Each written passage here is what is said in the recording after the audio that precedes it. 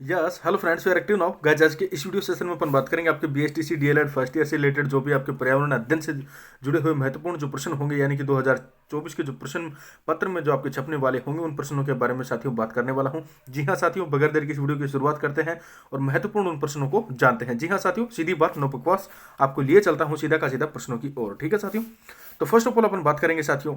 आपको ध्यान ये रखना, ये क्या है, एक मॉडल पेपर है जो कि परीक्षा की दृष्टि से महत्वपूर्ण होने वाला है आपके लिए। ठीक है ना साथियों, इसमें इस टाइप के क्वेश्चन लिए गए हैं, या मैं ऐसे कहूं कि इसमें किस प्रकार के प्रश्न लिए गए हैं। ठीक है साथियों, तो इसमें इस प्रकार के प्रश्न लिए गए हैं जो कि पिछले 4 से 5 सालों में आए हुए हैं, और उसके साथ में इस बार जो महत्वपूर्ण होने वाले हैं उन प्रश्नों को इसके अंदर सम्मिलित किया गया है। जी हाँ साथियों, बात करते हैं क्वेश्चन नंबर फर्स्ट से।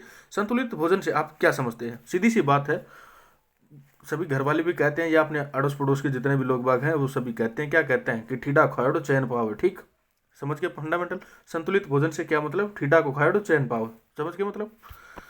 प्रमुख विटामिनों के नाम व उनके स्रोत लिखिए, यानी कि इससे रिलेटेड जो भी जो हमारी जो प्रमुख विटामिन होती है और जो भी उससे रिलेटेड उनके जो प्रमुख स्रोत होते हैं, मतलब कि वो कहाँ कहाँ से मिलते हैं, उन सारी चीज़ों को आपको लिखना है, उन चीज़ों को भली प्रकार से याद कर लेना है। ठीक है, लेकिन बात यह है यहाँ पे ग्रामीण भाषा को ना लिखते हुए आपको संतुलित भोजन जो आपका मतलब कि आपकी जो बुक में जो परिभाषा होती है आपको उसको ध्यान रखना है। ठीक है साथियों, बात कर लेते हैं इसी क्रम में। हमारे पास में है क्वेश्चन नंबर 2 आपका, जैव विविधता से क्या आशय है? कहने का मतलब बायोडाइवर्सिटी जो होता है वो क्या होता है? ठीक है, जो कि 22 मई को मनाया जाता है प्रति वर्ष। ठीक है, उसका मतलब क्या होता है?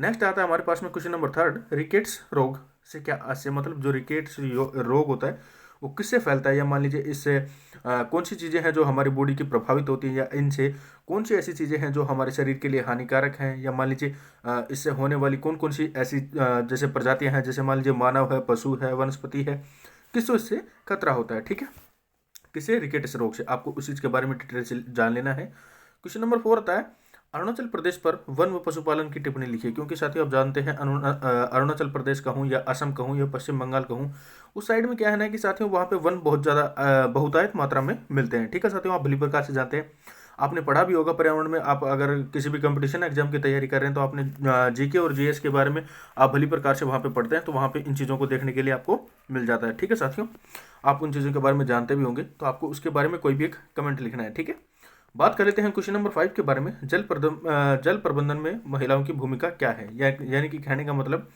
जो हमारा जो वाटर कंजर्वेशन या होता है, या मैं ऐसे कहूँ कि जो वाटर मैनेजमेंट होता है, उसके अंदर जो हमारी वुमेन्स होते हैं, हमारी सोसाइटी के जो भी होते हैं, हमारे फैमिली की होती हैं, उनका क्या रोल होता है? मतलब कि वो पानी को किस प्रकार से बचाती हैं, या ऐसे कहें कि पानी के लिए क्या क्या नई मुहिम चलाती हैं, या ऐसे कहें कि पानी से जुड़ी हुई महत्वपूर्ण क्या क्या कार्य करती हैं। ठीक है साथियों, ठीक इसी क्रम में हमारे पास में आता है कि अशुद्ध जल से होने वाली बीमारियों के नाम लिखिए। जैसे मान लीजिए मलेरिया, डायफेरिया, ये सारी की सारी चीज़ें होती हैं जो किससे होती हैं? अशुद्ध जल से होती हैं, क्योंकि उनके उनमें क्या होता है, अशुद्ध जो जल होता है वो एक जगह पे इकट्ठा होता है, उसके बाद में क्या होता है, मच्छर पनपते हैं और उसके बाद में हमारे शरीर पर काटते हैं, उसके बाद में हमारे जो भी मतलब कि ये उनसे होने वाले जो रोग होते हैं वो फैलते हैं। ठीक है, इससे रिलेटेड और भी मैं बात करूं, जैसे मान लीजिए मच्छरों से भी ना हो तो अशुद्ध से क्या होता है? सबसे मेन पर्पज़ तो कहने का मतलब ये है, यार नाली वगैरह में पानी घुस जाए तो क्या होगा?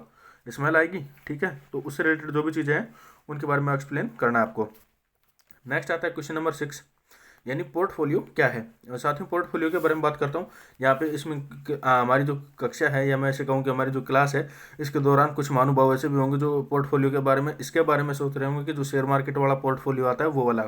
लेकिन जी हाँ, मैं आपको बता देना चाहता हूँ वो वाला पोर्टफोलियो यहाँ पे नहीं है। यहाँ पे आपको लिखना है एनवायरमेंट वाला पोर्टफोलियो। ठीक है, इसी क्रम में आगे बढ़ते हुए हमारे पास में आता है क्वेश्चन नंबर 4, औपचारिक व अनौपचारिक में अंतर समझाइए। यानी कि फॉर्मल और इनफॉर्मल में आपको डिफरेंस करना है। यानी एक साइड में आपका फॉर्मल, एक साइड में इनफॉर्मल, उसके बारे में भी आपको भली प्रकार से जान लेना है और उनको एग्जाम में लिख देना है। ठीक है, यानी कि फॉर्मल क्या होता है और इनफॉर्मल क्या होता है। ठीक, नेक्स्ट हमारे पास में आता है क्वेश्चन नंबर 8, बच्चों के सवालों के महत्व को समझाइए। ठीक है, बच्चों के जो सवाल होते हैं और उनका जो महत्व होता है उनके बारे में आपको बताना, मतलब कि बच्चों के क्या क्या प्रश्न होते हैं और उन प्रश्नों का उनकी डेली लाइफ में क्या इंपॉर्टेंस होता है, या मैं ऐसे कहूँ कि उनके जो प्रश्न होते हैं वो किस प्रकार से महत्वपूर्ण होते हैं, या किस तरीके से वो मतलब कि हेल्पफुल होते हैं। ठीक है, उनके बारे में आपको बताना है। क्वेश्चन नंबर 9 आ रहा है, अपशिष्ट पदार्थ किसे कहते हैं? हकटन, समझ गए? इनके स्रोत और निस्तारण के उपायों का वर्णन कीजिए। लेकिन यहाँ पे है अपशिष्ट पदार्थ का मतलब है जैसे मान लीजिए कूड़ा करकट हो गया, जो प्रकृति के लिए एक प्रकार से ऐसे कहें कि जो समस्या बनते हैं। ठीक है, उनके जो स्रोत होते हैं, मतलब कि कहाँ कहाँ से वो उत्पादित होते हैं और कहाँ कहाँ उनको हम मतलब कहने का मतलब उनको गायब कर सकते हैं। ऐसे कहें कि उनको मतलब कि ना प्रकृति को क्षति पहुंचाते हुए ना मानव को नुकसान होते हुए उन चीज़ों को कहाँ पे उनका मतलब कि निस्तारण कर सकते हैं, उनके उपाय को वर्णन करना है आपको। ठीक है, बात कर लेते हैं इसी श्रृंखला में आगे बढ़ते हुए हमारे क्वेश्चन नंबर 10 की ओर हम बात करेंगे। अब क्वेश्चन नंबर जो हमारा 10वां आ रहा है, ठीक है, उसके बारे में बात करते हैं। क्वेश्चन नंबर 10वां क्या कहता है साथियों, सतत एवं व्यापक मूल्यांकन पर टिप्पणी लिखिए। देखिए पहली से पहली बात है, चाहे कैसा भी वर्ल्ड का पूरे ऑल ओवर वर्ल्ड का एग्जाम हो, अगर उसमें आपके सामने ये वर्ड मिलता है कौन सा, सतत एवं व्यापक मूल्यांकन, ठीक है, ये वाला जो वर्ड होता है स्पेशल ओनली फॉर पर्यावरण के लिए ही इस्तेमाल किया जाता है। ठीक है, ये वाला जो वर्ड है ऑल ओवर वर्ल्ड में सतत एवं व्यापक मूल्यांकन जो होता है वो हमेशा पर्यावरण के लिए ही इस्तेमाल किया जाता है। आपको इस चीज़ को ध्यान रखना है। ठीक है, उसके ऊपर आपको एक टिप्पणी लिखिए, या मान लीजिए मैं ऐसे कहूँ कि इससे रिलेटेड सतत एवं व्यापक मूल्यांकन क्या होता है, इसमें क्या है कि पर्यावरण को मद्देनजर रखा जाता है। ठीक है, उसके ऊपर आपको एक क्रिटिकल कमेंट लिखना है, या मैं ऐसे कहूँ कि आलोचनात्मक, या ऐसे कहें कि उससे रिलेटेड जो सुगम्य जो कमेंट होता है या टिप्पणी होती है वो आपको लिखनी है। ठीक है, नेक्स्ट आ रहा हमारे पास में पर्यावरण अध्ययन क्या है।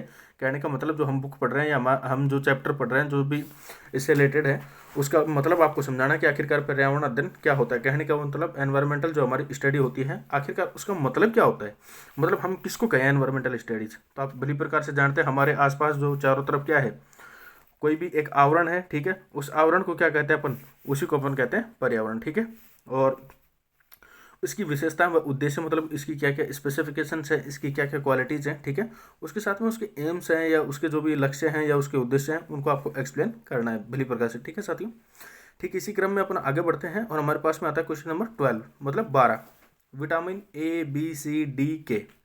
ठीक है, कौन कौन से, ए बी सी डी के, इनसे या मैं ऐसे कहूँ कि इनकी कमी होने से जो रोग होते हैं, ठीक है, जो भी रोग होते हैं ना, उन रोगों की आपको क्या करनी है, एक कोई भी टेबल बना लेनी है। ठीक है साथियों, उनकी आपको एक टेबल बना लेनी है और उससे रिलेटेड आपको उन चीज़ों को एक्सप्लेन करना है, उन चीज़ों को समझाना है। ठीक है, इसी प्रकार से क्वेश्चन नंबर 13 आता है हमारे पास में, जेंडर संवेदनशीलता से क्या आशय है। ठीक है, आपको इसके बारे में जान लेना है क्योंकि ये लघुतरात्मक प्रश्नों के रूप में आपको देखने को मिलेंगे। ठीक है, बात करते हैं क्वेश्चन नंबर 14 आता है हमारे पास में, अब मैं ऐसे कहूँ कि प्रश्न नंबर 14, जीन प्यारे नहीं है, ये है जीन प्याजे। ठीक है, उसका संज्ञानात्मक विकास सिद्धांत समझाइए। मतलब कि उसने जो संज्ञानात्मक, या मैं ऐसे कहूँ कि कोग्नेटिव जो प्रिंसिपल दिया था, ठीक है, कोग्नेटिव डेवलपमेंट जो प्रिंसिपल था किसका, जीन प्याजे का, वो किस टाइप से था, उसका मतलब कि उसका जो एक्सप्लेनेशन है वो आपको बताना है। ठीक है, ये वाला जो क्वेश्चन होगा ये आपको देखने को मिलेगा साथियों 250 से 300 शब्दों वाले में। कहने का मतलब ये क्वेश्चन होंगे जो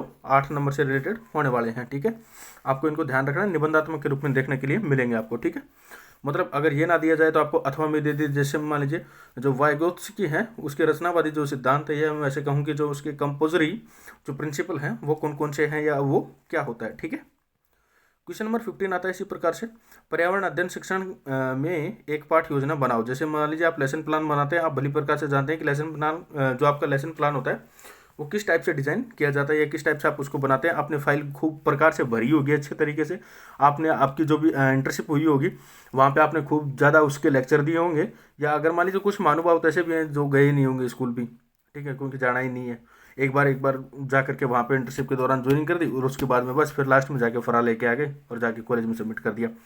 लेकिन आप भली प्रकार से जानते हैं कि वो भी ना भी जाएं तो उनको डायरियों का तो पता ही होगा कि डायरियाँ कैसे बनती हैं। ठीक है, तो उसी डायरी में जो हमने लेसन प्लान बनाया था उससे रिलेटेड आपको पर्यावरण को ध्यान में रखते हुए कोई भी लेसन प्लान आपको सोच लेना, क्योंकि ये लेसन प्लान वाला जो क्वेश्चन होता है ना वो हर बार जरूर ही आता है, 100% फिक्स है ये तो।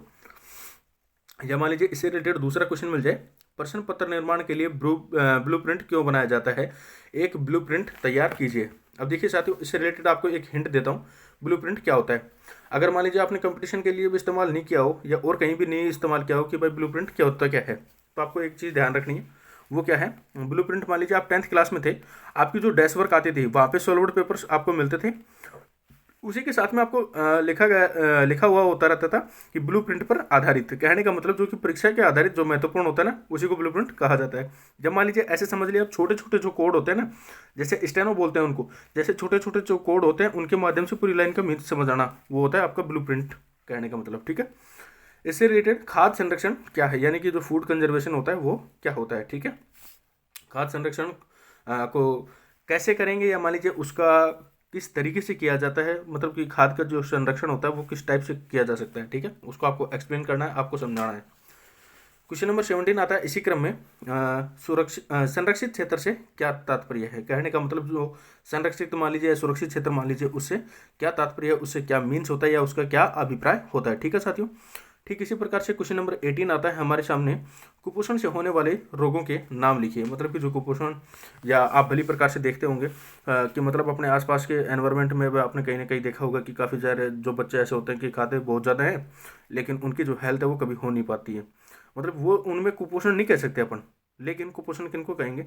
जैसे मान लीजिए काफ़ी सारे बच्चे ऐसे मिल जाते हैं जो जन्म से विकलांग होते हैं, या मान लीजिए कुछ टाइम के बाद में विकलांग हो जाते हैं। फुटपाथ के आसपास वाले जो बच्चे होते हैं उनमें हमें ये भली प्रकार से देखने के लिए मिल जाता है। या ऐसे क्षेत्र जहाँ पे मान लीजिए भुखमरी की जो संख्या ज़्यादा होती है वहाँ पे हमें देखने के लिए मिल जाता है। उन बच्चों का सही प्रकार से पोषण नहीं हो पाता, या मान लीजिए उनको हो भी जाता है, पोषण भी हो जाता है, तो उनकी बॉडी उस चीज़ को सपोर्ट नहीं कर पाती है। ठीक है, इस वाले मतलब कि इस वाले क्वेश्चन से रिलेटेड वहाँ पे आपको देखने के लिए मिलता है। ठीक है साथियों। तो मुझे उम्मीद है कि साथियों आपने भली प्रकार से इस वीडियो को एंजॉय किया होगा। ये वीडियो आपके एग्जाम के लिए बहुत ज़्यादा हेल्पफुल रहेगा, मैं इस चीज़ के लिए कह रहा हूँ। आपको ध्यान रखना है आपको इस चीज़ के बारे में। इससे रिलेटेड और भी जो भी कंटेंट होगा वो हम जरूर आपके साथ में साझा करेंगे। और भी जो आपके सिलेबस हैं, मतलब कि मान लीजिए आपके जो भी महत्वपूर्ण जो मॉडल पेपर हैं और भी सब्जेक्ट होंगे, वो सारे के सारे अपलोडेड है चैनल पर, आप उन्हें जा करके विजिट कर सकते हैं, उनको चेकआउट कर सकते हैं।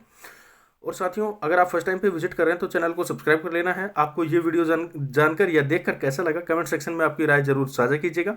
इस वीडियो का लिंक, या मैं ऐसे कहूँ कि इस वीडियो को अपने दोस्तों के साथ में साझा करना मत भूलिएगा। मिलते हैं आपसे किसी नेक्स्ट वीडियो में, अब तक के लिए इतना ही। हंसते रहिए, मुस्कुराते रहिए, अपने से बड़ों का सम्मान कीजिएगा तथा अपने से छोटों को प्यार दीजिएगा। अपना व्यक्तित्व इस प्रकार से बनाइएगा कि जब भी कोई नारी आपके साथ में हो तो अपने आप को सुरक्षित महसूस करें। अब तक के लिए इतना ही, मिलते हैं किसी नेक्स्ट वीडियो में, तब तक के लिए जय हिंद, वंदे मातरम।